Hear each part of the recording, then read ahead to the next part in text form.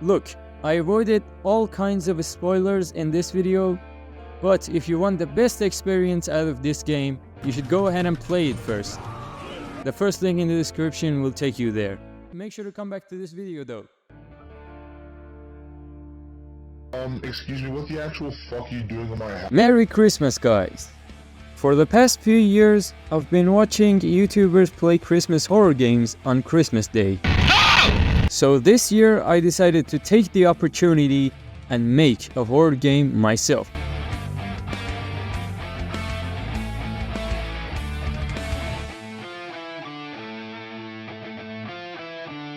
Now, if you have been watching me for a while, and you've also watched this video right here, you probably know that I've already made a horror game for Halloween.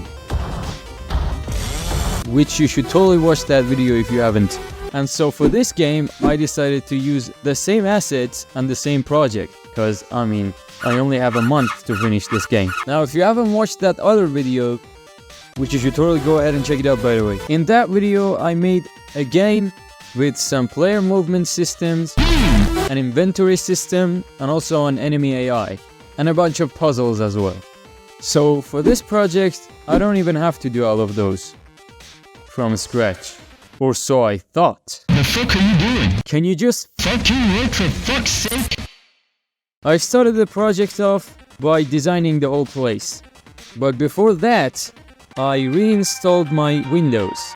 And this time I decided to download the latest long-term support version of Unity, which was a mistake.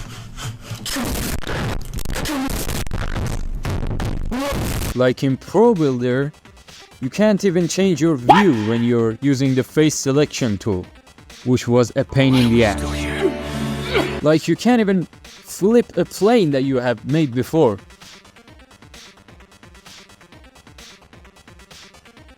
After a long while, like, I don't know, an entire fucking week, I finally designed this house and put the furniture inside.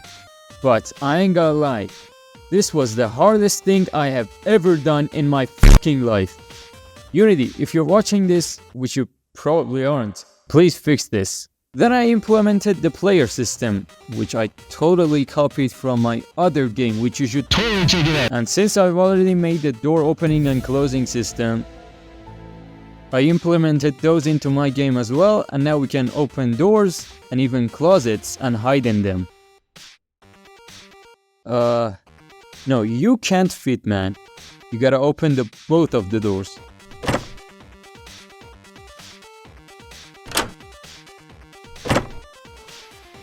Then I added post-processing, which makes the game 10 times better. But it also does cost a bit of FPS. Not in this game though. Now you might be saying, wait, isn't this too early to add post-processing and polish your game? Well... Listen, I've already made most of the game, alright?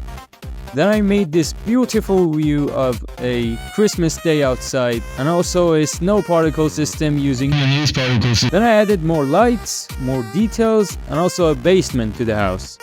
Which, what is a horror game without a basement? Now it was time to add puzzles into the game, which you may be thinking, since I've already designed the house, I probably thought of the puzzles before that, right? No, I didn't. But no problem. If you have no idea how to make puzzles or what puzzles to make, here's a quick solution. First, start off by locking a bunch of doors, randomly. The second step is to start making keys for those doors. Then, put those keys in other rooms. Then, lock the doors to that room too.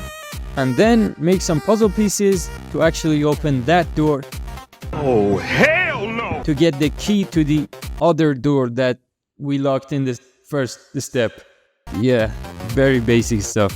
Now to make the basement even scarier, I added a different post-processing for the basement so that it feels darker and scarier. Now to test it out, I added a ridiculous post-processing effect in the basement and walked into it to see if it works, and yeah, fortunately it does. Then I stole a bunch of puzzles from RE2 Remake, because those puzzles are cool and I can make them, so... Done. Done. What the hell? It's done! Every game out there, like legit every game, has some kind of tutorial somewhere. And now to show you guys how to play the game or solve a bunch of puzzles,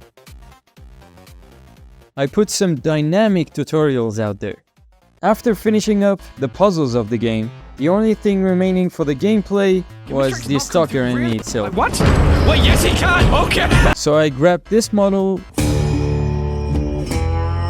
then made a beard for him, and here we go. We have a Santa. Then I made some animations for him, and now he's just not T-posing anymore. And since I've already made a smart enough AI for my other game, which you should Totally check it out, by the way. I should just arrange a bunch of stuff and it should work, right? Can you explain what's going on in here? Why is his sight rotating 360 degrees? What the fuck are you doing? Oh shit, you're breakdancing. Can you just... Fucking work for fuck's sake! Hello guys. As you know, it took me an entire day to fix him. And the problem was very stupid. And I am even more stupid than the problem. Anyway, without the gameplay done, I finally made a interesting enough menu. I know it's a bit cringe, but then I also made an intro for the game. Which, guess what? You're driving with a car, but it breaks. Yes. And you can't escape Santa anymore. Very original idea. And what kind of a game just throws you into some situations? No.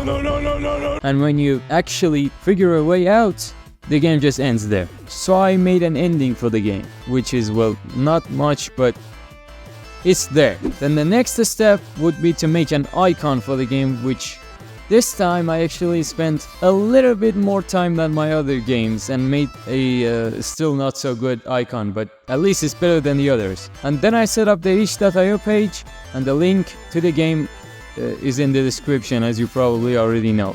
So make sure to check it out, subscribe, like, and Get out of here.